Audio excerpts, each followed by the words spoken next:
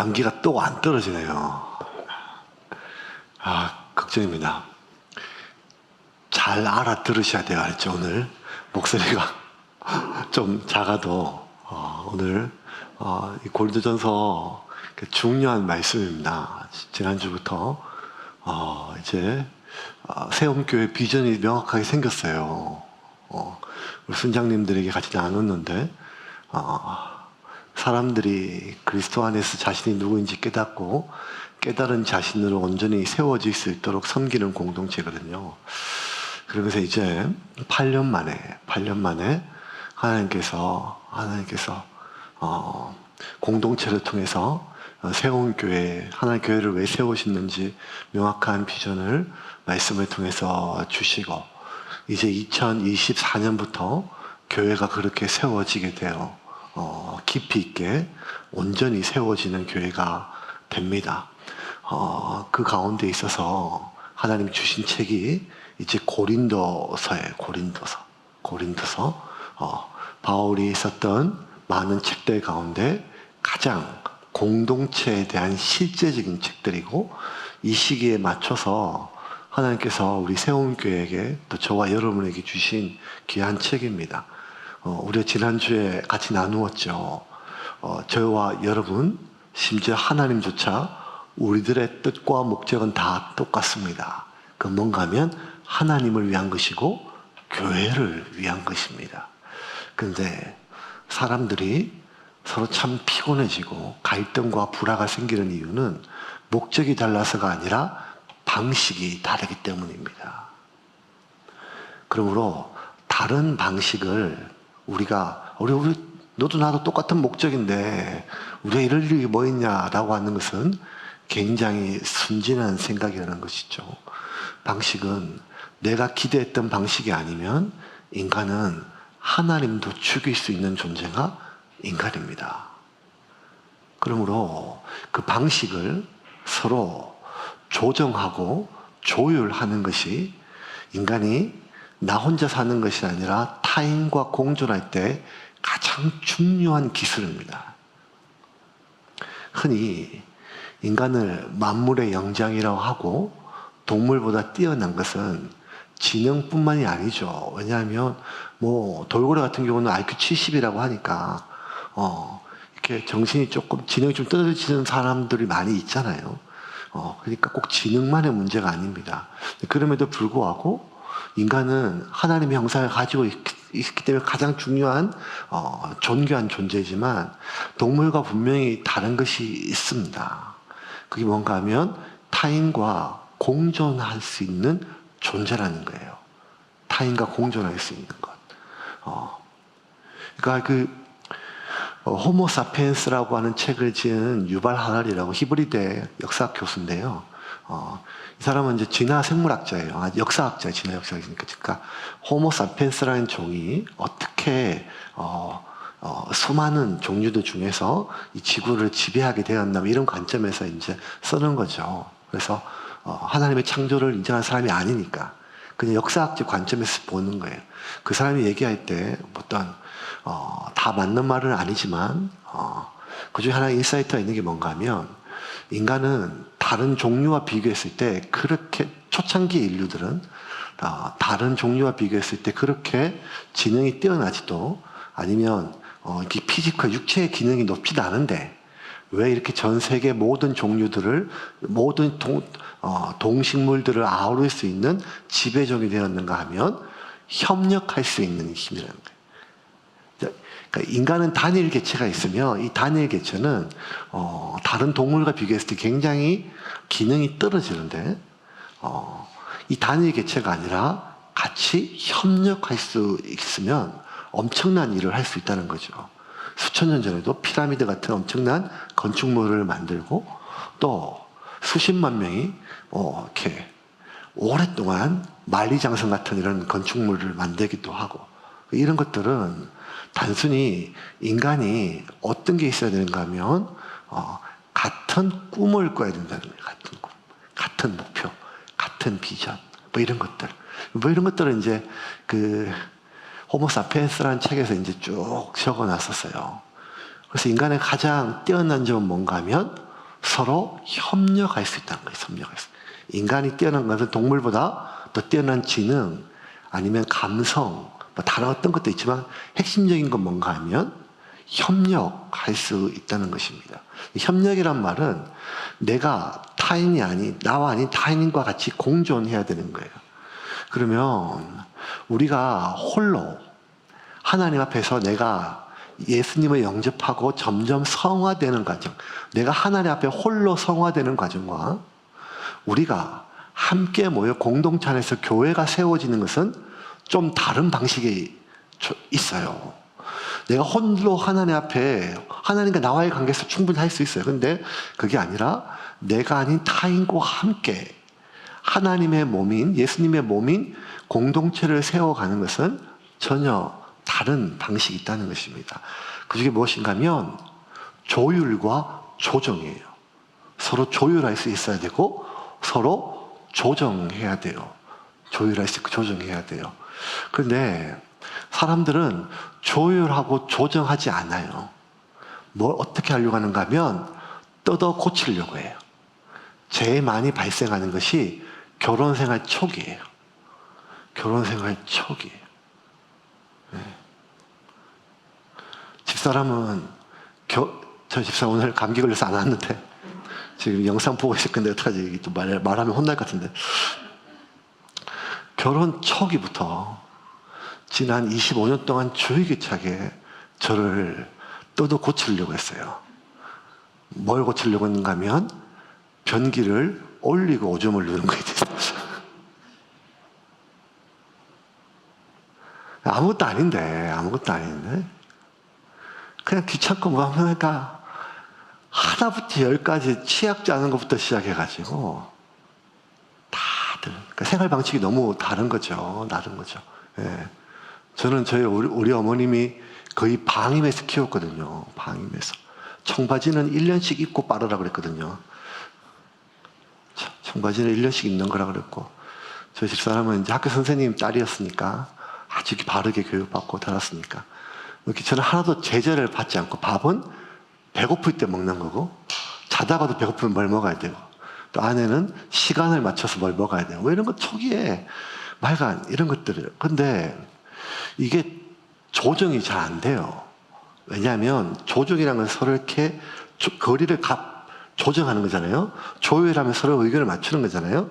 근데 서로 좋아했고 7년이나 연애해서 결혼했음에도 불구하고 서로의 마음을 확인하고 그리고 둘 다 고등학교 졸업하고 만났으니까 첫사랑이 우리는 그렇게 믿고 있거든요. 어떻게 그렇게 그랬습니까? 다른 게 전혀 이물질이 끼울 수 없는 그런 결혼 생활 7년 연애하고 결혼했으면 아주 잘 행복하게 토닥토닥 그리고 주의 말씀으로 그렇게 해야 되는데 그게 어려워요. 조율과 조정이 잘 안 돼요. 왜? 사람은 내게 익숙한 것이 편하거든요. 그러면 익숙하지 않은 새로운 것은 좀 불편해요. 그죠? 그러면 익숙한 것을 편한 것이라 얘기해야 되잖아요. 그런데 이 편한 것을 익숙한 것으로 얘기하지 않고 내가 편한 것을 옳은 것으로 얘기해요. 이게 중요해요. 내가 편한 것을 옳은 것으로 얘기해요. 그러면 내가 불편한, 이건 내가 좀 불편해 라고 하지 않고 불편한 것은 틀린 것이란 말이에요. 그러니까 옳은 것과 편한 것은 별개의 문제거든요. 불편한 것과 틀린 것은 별개의 문제예요. 그런데 사람들은 옳은 것을, 아니 편한 것을 옳은 것으로 여기고 불편한 것을 틀린 것으로 여기는 게 아니라 확신해요. 그러면 이 편한 것은 어디서 왔는가 하면 옳은 것에서 온 게 아니라 익숙한 것에 왔단 말이에요. 익숙한 것. 저희 아버님이 저희 어머님하고 평생을 싸우셨지만 마지막까지 의견 일치가 안 되는 게 저희 아버님은 토마토를 소금에 찍어 드시거든요. 소금에. 그런데 저희 어머님은 토마토를 설탕에 찍어 드세요. 그러니까 무슨 탕수육 부먹이냐 찍먹이냐 뭐 이런 다른 것들 많은 것들이 있는데 그렇게 취향으로 생각하지 않고 우리는 편한 것이 옳은 것이고 불편한 것이 틀린 것이며, 그럼 그 편한 것은 익숙한 것에서 왔단 말이에요. 익숙한 것. 그러면 자, 여러분, 우리가 어릴 때부터 한 집에서 자란 것이 아니라 이미 장성에서 교회에 왔잖아요. 고린도 교회도 마찬가지예요. 고린도 교회는 굉장히 계층이 다양해요. 고린도라는 나라 자체가 이미, 고린도 도시가 그리스예요. 그리스, 발칸반도 그리스. 그런데 이 그리스에서 많은 로마인들, 이태리 사람들이 왔단 말이에요. 그리고 디아스포라로 이미 다 퍼져졌기 때문에 유대인들도 있고, 그리고 오랫동안 그리스에서 귀족의 집안이 아니라 이 이탈리아와 무역하면서 상당히 많은 재산을 갑자기 소유했던 그러한 신흥 부자들, 자유인들, 노예들, 뭐가 다 짬뽕이 섞여서 있기 때문에 각자의 삶의 방식이 너무 다 달라요. 생활 방식도 다르고. 그러면 어떻게 되는가 하면 내가 익숙하지 않으면 불편해요. 근데 불편한 것을 뭐라고 얘기한다고요? 틀린 것을 얘기한단 말이에요. 그럼 틀리면 어떻게 되는가 하면 뜯어 고치려고 해요. 뜯어 고치려고 하면 서로가 서로를 뜯어 고치려고 했을 때 문제가 발생해요. 왜? 조율되고 조정되는 것이 아니라 상대방이 틀리고 내가 옳음을 입증하는 방식만 점점 강화된다는 것입니다. 그래서 중요한 것은 무엇인가 하면 기준입니다. 기준이 참 중요해요. 어떤 기준에 맞춰서 우리가 조율과 조정할 것이냐. 그래서 오늘 우리가 이제 이 고린도교회의 이 방식에 대한 책인데, 방식의 첫 번째 세워야 될 게 뭔가 하면 기준이 제일 중요합니다. 기준이 왜 중요한가 하면 지금 우리는 기준이 굉장히 낮은 시대에 살고 있어요. 기준이 굉장히 낮은 시대. 그렇지 않겠어요? 그러니까 여러분, 그러니까 세움교회 정도면 진짜 신앙생활하기 편한 교회 아니겠어요? 예. 여러분들 다 어쨌든 기존 교회에서 얼마나 열심히 사역하다고 일하다 오셨어요. 열심히 기도하고. 그렇죠? 그래서 세움교회 정도 되면 그냥 예배 한번 딱 드리고 밥 먹고 집에 나이스하게 가도 이제 뭐 불편한 게 전혀 없어요. 그러니까 이전 교회에서 했던 거에 비하면 진짜 5분의 1, 3분의 1도 안 될 수가 있단 말이에요. 그런데도 이게 이제 7년, 8년 지나면 이게 익숙해지면 여기서 뭐 하나씩 더 하면 힘들어져요. 청소를 해야 된다거나, 뭐 설거지를 해야 된다거나, 뭐 밥을 해야 된다거나, 뭐 이런 것들, 많은 것들이 당연히 밥 먹으면 설거지 해야 되는 게 맞잖아요. 화장실을 쓰면 청소하는 게 맞거든요. 그런데 너무 당연한 것들이 이제는 무언가 불편해지기 시작했어요. 그러니까 단적인 그냥 간단하게 예를 들면 기준이 많이 낮아졌어요. 이런 어떤 헌신, 희생까지가 아니라 그냥 최소한 우리가 먹고 자고 쓰는 것에 대한 당연한 결과물을 우리가 스스로 처리하는 것조차 그걸 봉사로서 여겨야 돼요. 그걸 헌신으로 여겨야 돼요.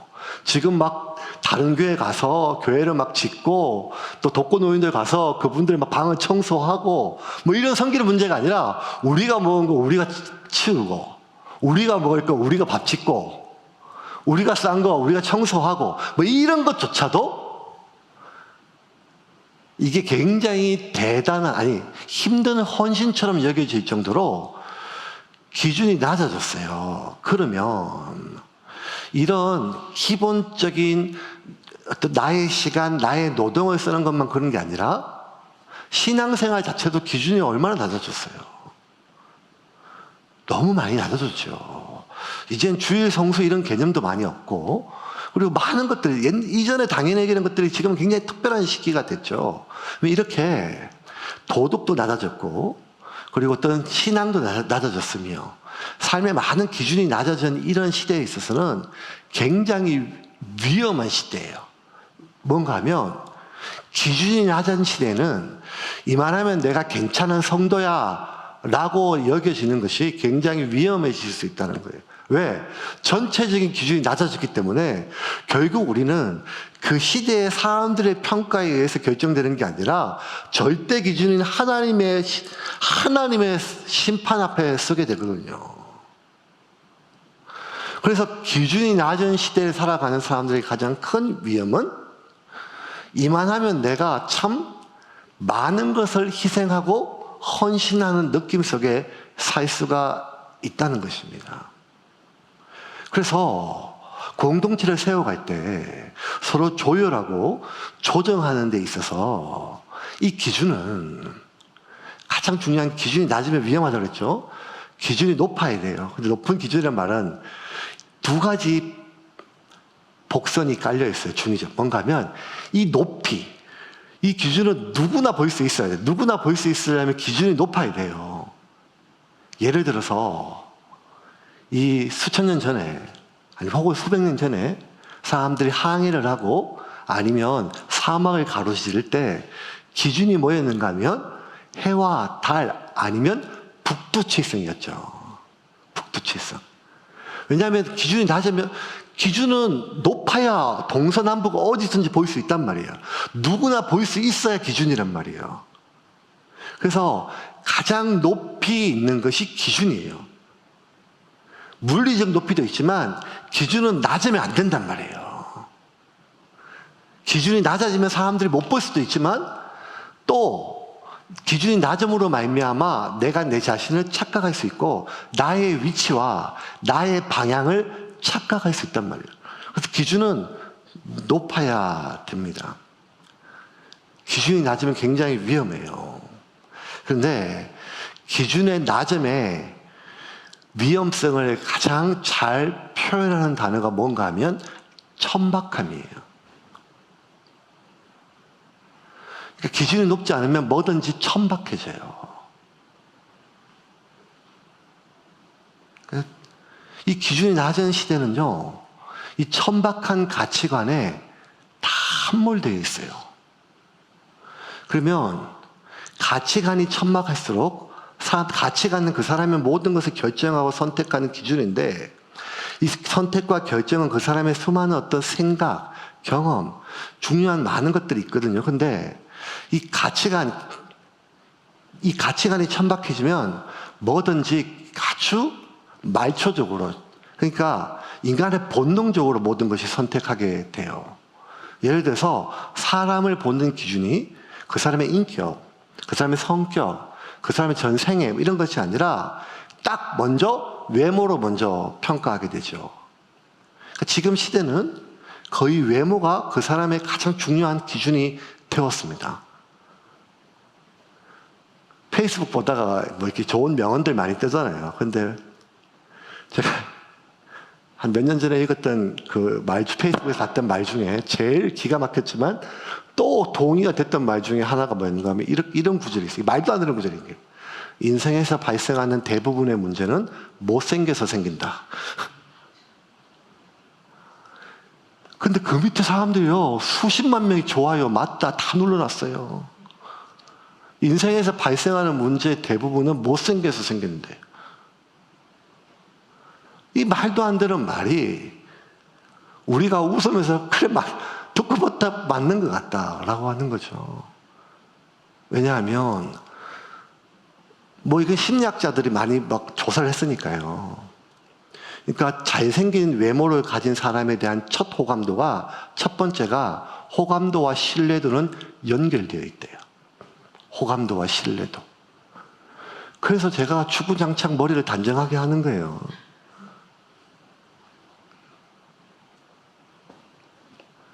인생에서 발생하는 문제의 대부분은 못생겨서 발생한다. 이게 얼마나 천박한 기준이에요. 그런데 이미 그것이 천박하다, 나쁘다 이런 걸 떠나서 실제적으로 우리가 사람을 평가하고 뭐 할 때 그 사람의 외모는 얼굴, 코 높이, 키 이런 걸 넘어서 그가 옷 입는 거, 그가 타고 다니는 차, 그의 어떤 많은 것들을 지칭하지 않겠습니까? 또 하나가 뭔가 하면 결국 경제적 수준이죠. 경제적 수준. 21살 때부터 제가 전도사를 나가서 지금까지 어쨌든 30년 동안 사역하면서 사실 거의 교회 안에서 생활했기 때문에 교회에서 주어진 사례에 맞춰서 생활하는 것은 잘 훈련되어 있어요. 예, 잘 훈련되어 있어요. 그리고 이렇게 뭐 집 이런 것들 계속 사택에 살았기 때문에 집, 뭐 노후 이런 거하고는 아무래도 목사이기도 하지만 또 30년 동안 해서 돈 뭐 이런 것들에 대해서 그렇게까지 돈 좀 많이 벌어야겠다 이런 생각을 그렇게 많이 해보지는 못했어요. 해봤는데 근데 이번에 프랑스 갔다 오면서 제가 어떤 생각이 드는가 하면 돈을 많이 벌어야겠다. 충격적인 사건이 하나 있어가지고 이번 가면 갈 때는 괜찮았는데 올 때 수면제를 2알이나 먹었는데도 잠도 못 자고 죽을 뻔했었어요. 이제 막 열 몇 시간 타고 오는데 죽을 뻔했는데 어떤 문제가 발생했는가 하면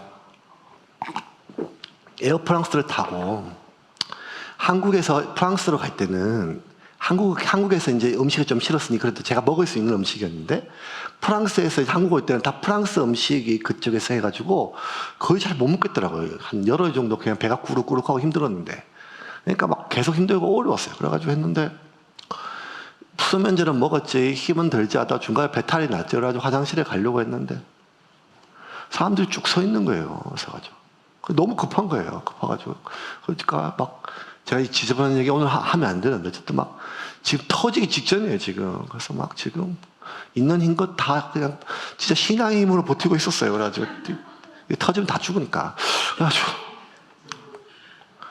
막 하는데 사람이 막 있잖아요. 그러니까 막 다 외국 국적기니까 또 막 프랑스 사람도 많고 막 하니까 뭐 잘 안 되고 아주 급하지만 또 잘 안 나오고 하는데 더 이상 못 견디겠는데 보니까 저 앞쪽에는 화장실이 비어 있어요. 그래서 너무 급하니까 막 가려고 했더니 막 막아요. 승무원이. 여기는 안 된대요. 왜 안 되냐 했더니 여기는 비즈니스 화장실이에요. 안 된대요. 그래서 내가 안다. 근데 안 쓰는데. 저도 뭐 상식 있으니 알죠. 비즈니스석 가가지고 해가지고. 먹는 음식도 다르고 타고 내리는 것도 다르고 좌석 넓이도 다 다른데 좌석 불편하고 이런 것도 다 괜찮은데 이 집 터지기 직전에 폭탄 터지면 결국 이 비행기 다 죽는 거 아니겠어요? 그냥 안 되는 영어로 지금 설명했어요. 이 집 터진다 이거 감당할 수 있겠냐? 이거 다 죽는다. This is your zone이라는 거예요. 넌 여기라는 거예요. 안 된다는 거예요. 저기만 갔다 올게. 내가 갔다 오면 올게. 나 오래 안 걸린다. 금방 쓱 갔다 올게. 안 된다는 거예요. 근데 그때 급한 걸 넘어서 사람이 비참해졌어요. 아니 먹는 거 오케이. 안 먹으면 돼요. 자리 불편해도 돼요. 근데 사람이 똥을 싸게 해줘야 될 거 아니에요. 아니 이게 인간의 가장 원초적인 건데 비어 있는데 원래 자본주의 만만세 가장 잘 느끼게 하는 게 비행기인 거 맞죠? 돈만큼 공간을 확보하니까요. 그것도 어떤 생각이 드는가 하면 이게 너무 비참한 거예요. 너무 비참한 거예요. 꼭 설국열차에 꼬리칸부터 막 앞에까지 칸 이런 게 아니라 할지라도 영화에 그렇구나. 이게 지금 내가 14시간 타고 가는 비행기 안의 삶이 아니라 어쩌면 70년을 사고 가야 될 인생 안에서 화장실이 급한 게 아니라 내가 창자가 끊어지고 몸이 끊어지는 아픔 속에 심지어 내 자식이 뭐 이런 수많은 감정계 속에서 결국 굉장히 공평한 원리지만 돈 낸 만큼만 쓰십시오. 하지만 이게 참 사람이 이렇게 달라질 수 있겠구나. 그러면서 제가 오면서 그 비행기 안에서 어떤 생각 드는가 하면 설교 다시 해야겠다. 지금까지 했던 말 다 여러분 돈 버십시오. 돈 버십시오. 빨리 비트코인도 하시고 뭐도 하시고 빨리 자본주의 만만세.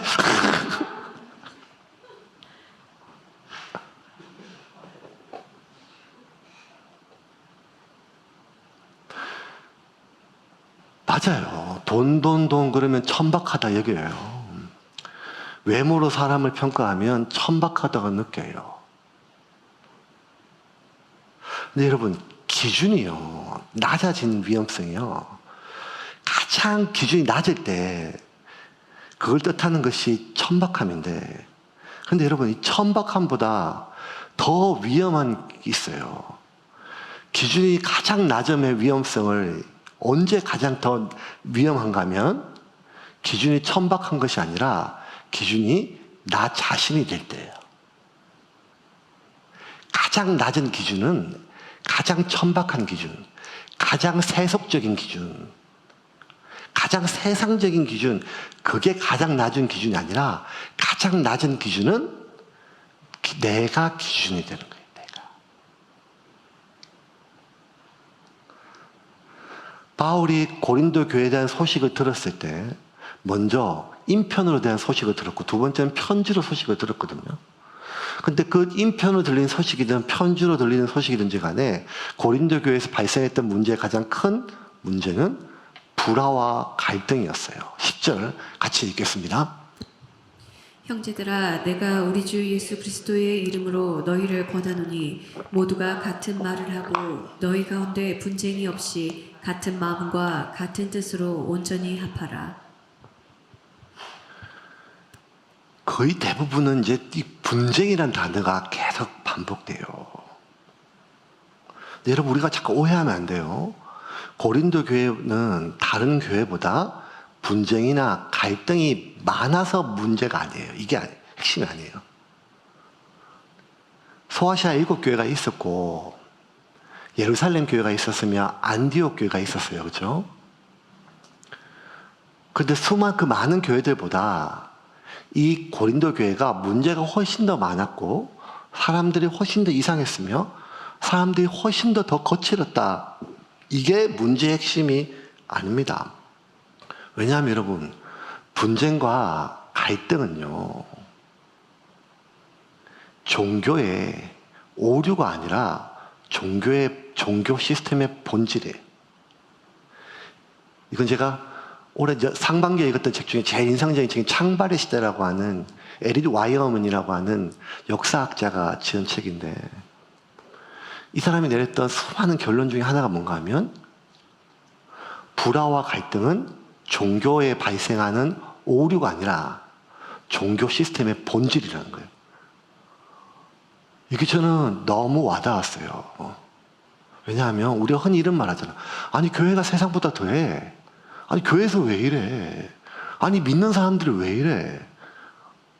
흔히 우리는 아니 죄인들이 모여서 그래. 아니면 사람 보고 예수 믿어. 예수님 보고 예수 믿어야지. 천국 가면 다 드러날 거야. 이렇게 이런 걸 하냐면 그게 아니라는 거예요.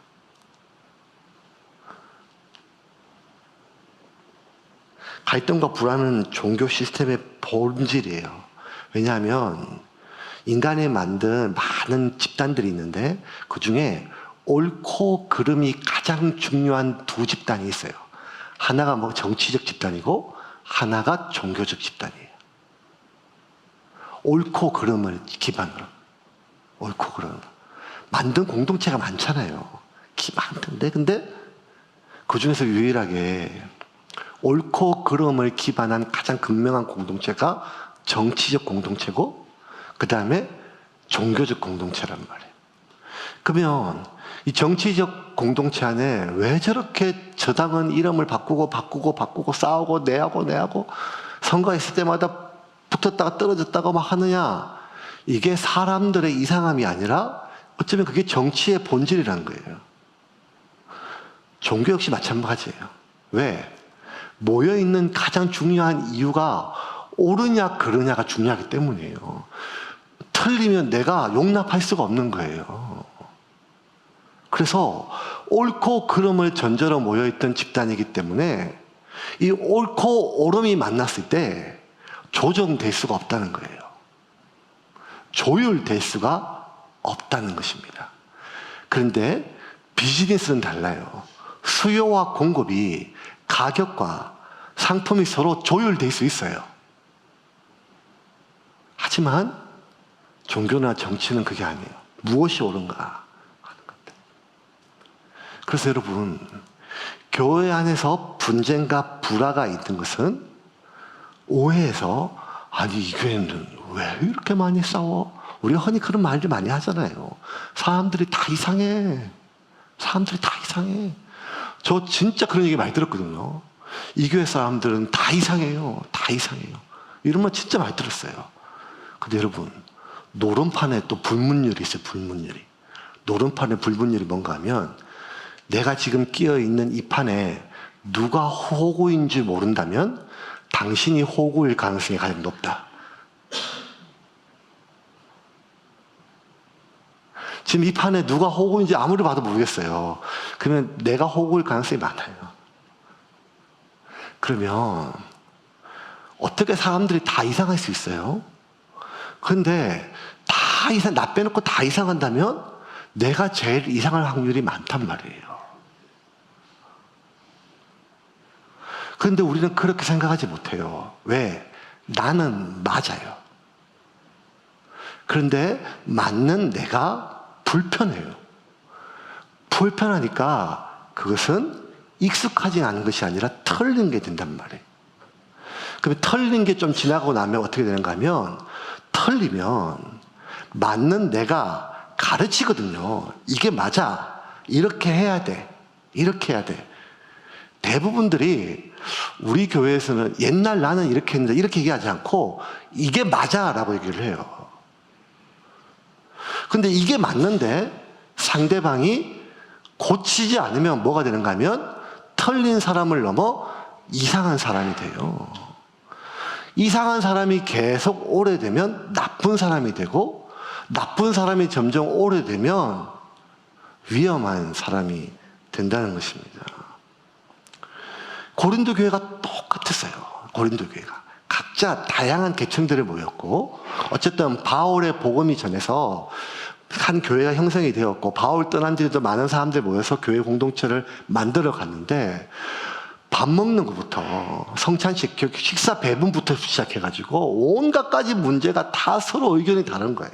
누구를 먼저 배분하냐, 누가 먼저 할 것이냐, 예산을 어디에 배분할 것인가, 이 일이 누구 것인가, 이게 누구의 영역인가, 온갖 것들에 대해서 생각들이 다 다르죠. 그런데 이게 이 고린도 교회가 점점 문제가 골문 것은 이 갈등과 불화의 숫자가 많아서가 아니라 갈등과 불화가 지속되면 지속될수록 서로 조정하고 조율하는 능력이 길러진 것이 아니라 서로를 비판하고 그리고 자신을 합리화하는 근육들만 점점 강화됐다는 거예요. 부부도 한 10년 살면 이제 좀 건강한 부부는 잘 안 싸우는 부부가 아니라 서로가 그래 나하고 좀 다르다 저 사람은 내가 보니까 저 사람은 이게 잘 안 된다 나하고 많이 다르다 그게 인정이 되고 틀린 게 아니라 뜯어 고치려는 게 아니라 그래 저런 사람을 내가 내 남편으로 내가 만났구나 내 아내로 만났구나 이렇게 받아들이는 순간이 되면 서로 이제 조율하고 조정하는 능력이 생겨서 이 부부가 오랫동안 부부의 질이 높아져요. 삶의 질이. 근데 그게 아니라 아니 내가 20년 동안 저렇게 고치려고 하는데 왜 이렇게 말을 안 들어 먹는지를 모르겠다. 이렇게 되면 이제 어려워지기 시작하는 거죠. 사람 사는 게 거의 비슷합니다. 고린도 교회 안에 이상한 사람들이 많이 모였거나 진짜 센 사람들이 많이 모였거나 아니면 정말 미성숙한 사람이 많이 모여서 고린도 교회가 그렇게 문제가 많은 것이 아니라 그 문제를 해결하기 위해서 기준이 필요한데 그 기준점을 전하는 데 있어서 사람들이 의견 일치가 안 됐다는 것입니다. 그래서 서로에 대한 의견을 조율하고 조정하는 그러한 근육이 길러지는 것이 아니라 서로에 대한 부정적으로 확신하고 그리고 그를 정죄하는 기능들만 점점 강화됐었습니다. 근데 여기서 문제가 발생해요. 어떤 문제가 발생하면 만약에 정치적 집단이라면 계속 비난하면 돼요. 분당하면 돼요. 근데 종교적 집단에서는 그게 안 돼요. 왜? 죄책감이 생겨요. 왜냐하면 예수님께서 사랑하라 하셨거든요. 용서하라 했거든요. 오른뺨 맞으면 왼쪽 뺨도 내모라 하고 어디까지 용서해야 되는가 하면 원수까지거든요. 이 사람들이 서로 뭐가 이렇게 조율되고 조정되지 않았지만 하나님의 말씀에 대해서조차까지 그렇게 하지는 못해요. 뭐가 기준인지 알죠. 하나님 말씀이라면 그래 그건 맞아. 단지 우리가 못할 뿐이야. 이런 것이 있어요. 그러니까 자꾸 미워하고, 아니 왜 이렇게 이상해? 그러다가 사람들이 미성숙하고 이상한 사람을 넘어서 나쁜 사람이 되고, 나쁜 사람이 점점 더 많아지다 보니까 위험한 사람들이 점점 많아져서 내가 조심해야 될 사람만 많아진다. 이렇게 강화되는 것들은 결국 누가 정죄를 할 때마다 이게 편한 게 아니라 불편하단 말이에요. 왜냐하면 나도 누군가에게 나쁜 사람이 되면 싫고, 내가 누군가를 싫어하고 미워하는 것도 참 불편하단 말이에요. 우린 그런 마음이 있어요. 그러니까 내가 누군가를 정죄한다고 하는, 비난한다고 하는 이 찝찝한 기분이 해결이 안 돼요. 그래서 이 문제를 해결하기 위해서 내가 이 사람을 이렇게 판단하고 내가 이 사람이 이렇게 불편한 것은 내 생각 때문이 아니라 이거는 바울 선생님의 뜻이라는 거예요. 이 불편하고 찝찝함을 해결할 수 있는 레퍼런스, 근거가 필요했어요. 그게 뭔가 하면 내 기분, 내 생각이 아니라, 나의 경험이 아니라, 나의 익숙함이 아니라, 나의 불편함이 아니라, 사실은 지금 내가 불편한 건데 내가 불편하려 하지 않고 이거는 바울 선생님의 뜻과 다르다는 거예요. 이거는 아볼로 선생님의 뜻과 다르다는 거예요. 게바의 뜻과 다르다는 거예요. 12절 같이 읽겠습니다. 내가 이것을 말하거니와 너희가 각각 이르되 나는 바울에게, 나는 아볼로에게, 나는 게바에게, 나는 그리스도에게 속한 자라 한다는 것이니. 각각의 사람들이, 이렇게 사람들이 대화하지 못해요. 나는 이게 불편하다라고 하지 않아요. 사람들이 이게 불편하대라고 얘기해요.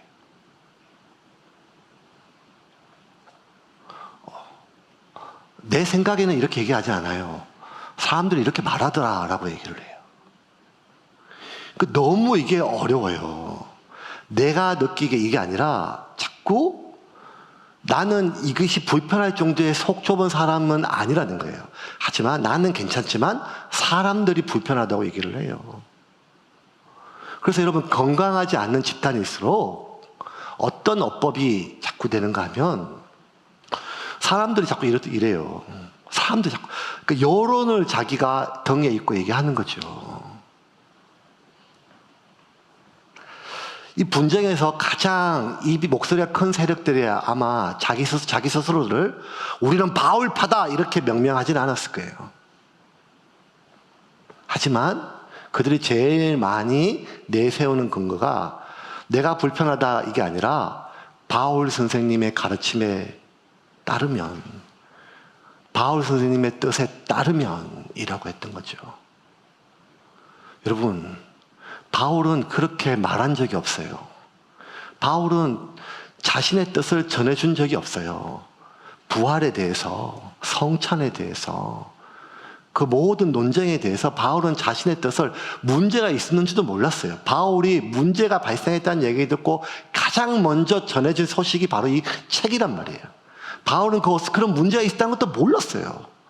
바울은 그래서 이렇게 얘기하죠. 내가 누구한테도 세례 준 적이 없고 내가 누구한테도 내 뜻을 밝힌 적이 없는데 왜 너희들 안에 그렇게 바울파다, 아볼로파다, 게바파다, 목사의 뜻이 이렇고 이 사람의 뜻이 이러며 뭐 이런 것들에 대해서 얘기할 필요가 뭐 있냐고 얘기를 하죠. 13절부터 16절까지 같이 읽겠습니다. 그리스도께서 어찌 아니었느냐? 바울이 너희를 위하여 십자가에 못 박혔으며 바울의 이름으로 너희가 세례를 받았느냐? 나는 그리스보와 가이오 외에는 너희 중 아무에게도 내가 세례를 베풀지 아니한 것을 감사하노니 이는 아무도 나의 이름으로 세례를 받았다 말하지 못하게 하려 함이라. 내가 또한 스데바나 집 사람에게 세례를 베풀었고 그 외에는 다른 누구에게 세례를 베풀었는지 알지 못하노라. 바울은 그렇게 자신의 뜻을 전해준 적이 없어요. 그러면 그 많은 바울파, 바울이 이 정도였으면 아볼로나 게바는 뭐 어쩌고 않았었는데 베드로는, 그럼 이 사람들은 바울의 생각이 이렇다, 아볼로의 생각이 이렇다, 베드로의 뜻이 이렇다라고 얘기하는 이 사람들의 기준은 어디서 왔을까요? 이거는 바울의 기준이다, 이거는 아볼로의 기준이다, 이거는 게바의 기준이다, 심지어 이건 예수님의 기준이다, 이렇게 얘기하는 사람들이 그 기준은 어디서 왔느냐? 바울이 준 적이 없다면 그것은 어디서 왔는가 하면 자기 자신에게서 왔겠죠. 여기서 문제가 발생해요. 나로부터 기준이 생겼단 말이에요, 기준이. 근데 이 나의 기준이 다 틀린 건 아니에요. 왜냐하면 나의 기준은 내가 지금까지 살았던 모든 인생의 총합이니까요. 나의 경험, 나의 생각, 나의 가치관의 총합이 나의 기준이 돼요. 기준이 돼요. 그러면 이제 이 나의 기준은 내 생각에서 나왔어요. 나의 가치관에서 나왔어요. 근데 여기서 우리가 또 하나 정말 잘 분석해야 될 게 뭔가 하면 우리가 어떤 문제가 부딪혔어요. 어떤 사안에 대해서 갈등이 생겼어요. 생각이 맞지 않아요. 견해가 맞지 않아요. 사람과 또 부딪혔어요. 이러면 우리가 생각할 때 이거는 내 생각에 틀려라고 하지 않고 그냥 본능적으로 제일 먼저 우리는 사고를 통해서 기분이 결정되는 게 아니라 직관을 통해서 감정이 결정돼요. 기분이 나쁘단 말이에요. 감정이 상해요. 물론 사람에 따라서 이성적인 사람이 있고 감성적인 사람이 있고 그 정도는 다 다르지만 분명한 것은 이거 분명히 나의 생각과 내 기준이 다르면 감정이 상하단 말이에요. 감정이 상해요. 그게 먼저 와요, 여러분. 기분이 먼저 와요. 왜냐하면 기분은 직관이기 때문에 직관은 나의 느낌과 짐작을 통해서 바로 오는 거예요.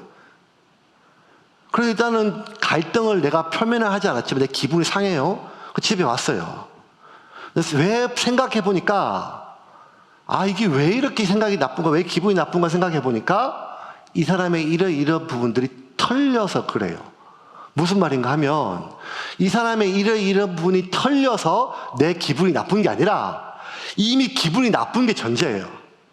나쁜 기분으로 내 감정에 이런 감정을 들게 했던 상황들을 분석하게 되니까 그 사람이 털리게 되는 거예요. 여러분, 오늘 이 말씀은 되게 중요해요.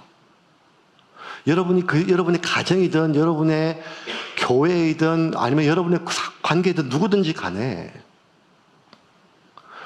많은 문제들은 본질적인 문제가 아니라 감정의 문제예요. 감정의 문제. 근데 이 감정은 어디서 오는가 하면 직관에서 오는 거예요. 직관에서. 어떤 사안이 부딪히면 그대로 느껴져요. 내 안에 사고하고 판단하는 전두엽에서 이르는 게 아니라 해마와 편도로 이루어진 내 안에 어떤 기능이 바로 느껴져요. 그런데 이 해마와 편도에서 이루어지는 감정은 뭘 기반으로 하는가 하면 느낌과 짐작을 기반으로 한단 말이에요. 그런데 우리가 느낌과 짐작은 대부분이 인간은 어떻게 계속 생존 기제가 발달되어 있는가 하면 타인이 내게 보내는 모든 신호들을 가급적이면 부정적 신호로 내가 받아들이게 그렇게 발전되어 왔어요. 이게 인간의 생존하기 편해요. 그래야 내가 대처할 수 있으니까요. 그러면 내가 무언가를 짐작하잖아요. 내가 무언가를 뭐가 판단할 때 짐작할 때 상대방이 나한테 보내는 신호들은 그게 나하고 상관없이 그냥 그 사람의 생각이고 그 사람의 판단일 수 있는데 나에 대한 공격적 신호로 느낄 때가 많단 말이에요. 그 사람의 침묵, 그 사람의 표정, 그 사람의 말의 어투, 그 사람의 근데 그 당시에는 애매해서 잘 몰랐는데 집에 가서 생각해 보니까 이래서 이 사람이 나한테 이렇게 하는구나 라고 계속 판단하다 보면 이 부정적 감정으로 부정적 기반으로 우리가 그 사람이 나에게 보냈던 신호와 그 사람의 행동들을 재해석되면서 이때 영적인 심각한 감염이 일어나요. 어떤 감염? 사단은 속이고 빼앗고 죽이잖아요. 사단이 하는 역할 하나밖에 없어요. 가정을 깨트리고 교회를 깨트리고 관계를 깨트리는데 우리가 그 느낌과 감정과 기분대로 느껴졌던 많은 것들 속에서 우리의 판단을 왜곡시키는 거예요. 그렇게 되면 분명히 시작한 문제는 밥 먹는 문제였어요. 성찬에 있어서 순서에 대한 문제였었어요. 그렇게 복잡한 문제가 아니었어요. 근데 나중에 지나고 보니까 네가 여기 있으면 난 우리는 있을 수 없다라고 갈라서면 안 될 정도로 많은 문제들이 그렇게 부활에 대한 논쟁, 이단에 대한 논쟁, 뭐 이런 것들은 굉장히 교리적인 게 있었지만 고린도 교회에서 발생하는 많은 문제들은 이런 진리에 대한 문제가 아니라 불편함에 대한 이 문제였어요. 불편함에 대한 문제. 불편함에 대한 문제는 익숙함에 대한 문제였고, 그 익숙함은 각자 지금까지 자기가 살아왔던 삶의 방식의 결과물이지 그게 성경적 하나님의 뜻의 결과물이 아니라는 거예요. 근데 인간은 내게 익숙한 것이 내게 편하고 편한 것이 맞다라고 하는 비합리적 신념이 있다는 것입니다. 그럼 어떻게 해야 될 것인가? 1절과 2절 바울의 기준점을 보고 말씀을 좀 정리합시다. 1절과 2절 같이 읽겠습니다. 같이 읽겠습니다. 하나님의 뜻을 따라 그리스도 예수의 사도로 부르심을 받은 바울과 형제 소스데네는 고린도에 있는 하나님의 교회 곧 그리스도 예수 안에서 거룩하여지고 성도라 부르심을 받은 자들과 또 각처에서 우리의 주 곧 그들과 우리의 주 되신 예수 그리스도의 부르는 모든 자들에게. 바울은 기준이 명확해서 그게 뭔가 하면 성부 하나님의 부르심이에요. 하나님의 뜻에 따라 하나님의 뜻, 섭리예요. 성부 하나님의 뜻, 섭리. 또 하나 성자 예수님, 그리스도의 부르심, 소명. 성부 하나님의 섭리와 성자 예수님의 내 개인 나를 향한 부르심. 성부 하나님의 큰 뜻, 하나님 나라라고 하는 큰 뜻, 큰 계획. 그리고 그 하나님의 나라 속에서 나에 대한 예수님의 부르심. 이 섭리와 소명의 기준을 가지고 모든 것을 판단했단 말이에요.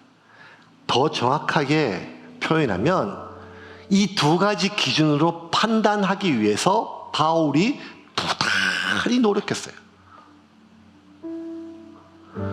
고린도서에 보면 바울에 대한 공격이 굉장히 많았고 바울에 대한 비난이 굉장히 많았어요. 바울이 서글퍼서 죽으려고 그래. 막 피를 토하려고. 내가 너희들한테 10원짜리 한 장 얻어먹은 적이 있냐?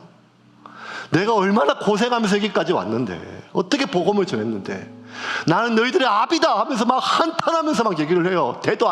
이상한 말도 안 되는 얘기를 막 들었는데, 그러면 바울이 굉장히 많은 말을 들었을 거예요. 많은 공격적인 태도가 있었을 거예요. 그 눈빛들, 말들, 공격들, 의견들, 견해들. 근데 그때마다 바울이 기를 쓰고 지금 내 이 결정이, 지금 내 이 판단이 나의 느낌인지 아니면 하나님의 섭리인지 예수님의 소명에 맞는 것인지를 날마다 확인했다는 거예요. 근데 이게 어려운 말이에요. 우리가 하나님의 뜻과 하나님의 뜻, 예수님의 소명, 그것이 기준이다라고 이 설교가 오늘 마무리되면 이거 굉장히 원점으로 돌아가요. 왜냐하면 우리가 목적은 다 똑같은 사람이라니까요. 우리가 목적은 다 하나님의 교회를 위한 거예요. 하나님의 나라를 위한 거예요. 그래서 기준은 내가 아니라 하나님이 돼야 된다. 이렇게 하면 굉장히 모호해요. 그래서 바울이 썼던 건 뭔가 하면 바울이 누구보다 하나님의 소명 앞에 확신이 있었어요. 누구보다 예수님의 부르심 앞에 하나님의 섭리 안에서 소명이 확신이 있었어요. 하늘에서 내려온 천사라 할지라도 내가 전한 복음 외에 다른 복음을 전한다 하면 저주가 있을지어다 할 정도로 확신이 있던 사람이에요. 그랬던 바울조차도 끊임없이 지금 내 속에 올라오는 이 감정에 기반했던 이 판단, 이 모든 것들이 내 생각과 이 판단이 그에 대한 그 말에 대한 내게 보내던 저 사람의 신호, 그 말, 행동, 눈빛, 그 모든 것들에 대한 내 판단이 내 기분에서 나온 건지 아니면 하나님의 섭리와 소명에 비춰서 맞는 것인지를 끊임없이 구분했다는 거예요.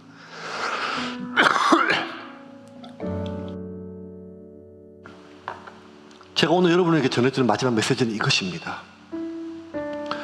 우리는 하나님의 뜻을 잘 몰라요. 왜? 우리는 다 하나님의 뜻을 위해서 모였기 때문에.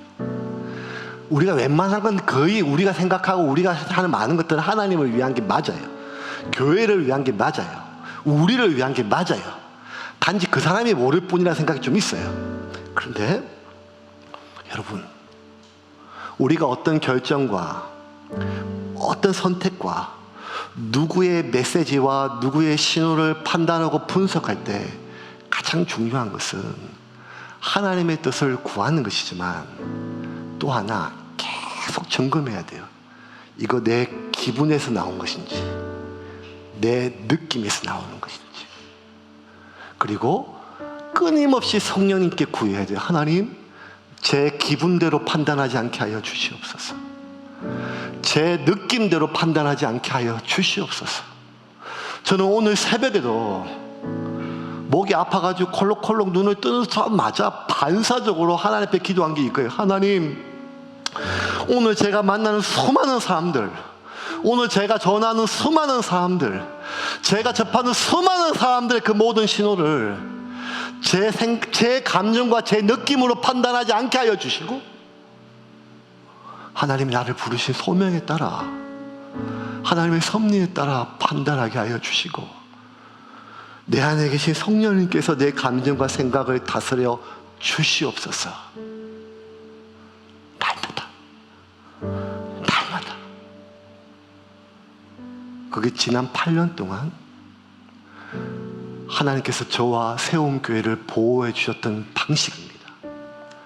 그리고 바울이 날마다 자신을 쳐서 복종케 했던 방식이었습니다. 여러분, 하나님이 여러분을 세움교회 보내신 이유가 분명히 있어요. 지금 영상으로 예배 드리고 있는 여러분을 이 세움교회 보내신 이유가 분명히 있어요. 그냥 우리끼리 편안하게 밥 먹고 예배 주일 때우고 가라고 보내시지는 않으셨을 거예요. 분명히 목적이 있어요. 그건 뭔가 하면 사람들이 그리스도 안에 자신이 누구인지 깨닫고 깨달은 자신으로 온전히 세워질 수 있도록 섬기며 살게 하기 위함입니다. 사람 보지 말고 주님만 봐. 이게 우리가 할 수 있는 전부가 아니라 우리가 서로를 그렇게 만들어 갈 수 있는 그런 귀한 공동체로 세울 수 있습니다. 무엇 때문에? 우리 안에 주님이 계시기 때문입니다. 그리하여 날마다 순간순간마다 내 느낌과 내 감정대로 판단하는 것이 아니라, 짐작하는 것이 아니라, 내 안에 계신 성령께서 내 생각과 감정을 다스리기를 원하신다면 여러분을 통하여 하나님은 여러분의 자녀들을 세울 것입니다.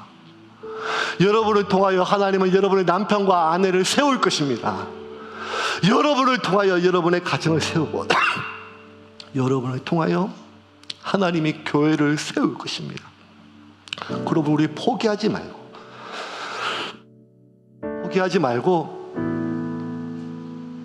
날마다 짐작하지 말고 판단하지 말고 다시 한번 찬찬히 곰곰이 멈춰서서 이것이 나의 느낌인지 주님의 판단인지를 살펴보는 저와 여러분이 되기를 주님의 이름으로 축원합니다.